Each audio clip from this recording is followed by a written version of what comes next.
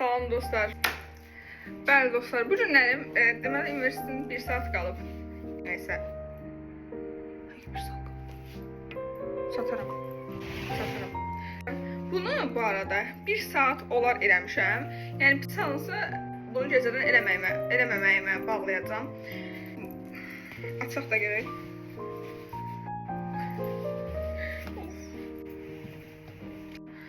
Ayda inşallah qəşəng olar. Olur.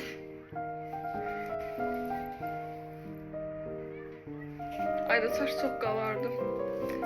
Eynən bu da. Ha, əsas tema çolkadır. Məncə çolkam çox çolkam qəşəng olur. Qəşəng olacaq. Çox pis. Bərbad. Mən buna heç nə edə bilmərəm də. Ayda buna. Turkish Delight. Əsusdan mı yenəcəm? Hava necədir? Cəhənnəm olsun. Bu arada bir dərsə görə gedirəm universitetə. Yoxdur. Hı?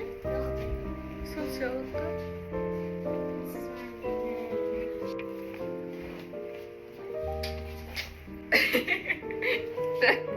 Çok güzel oldu. Neyse, bye, öptüm.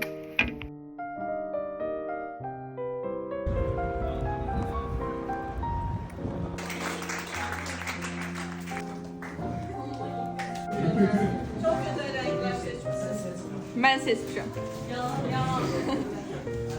Ya ben seçmem.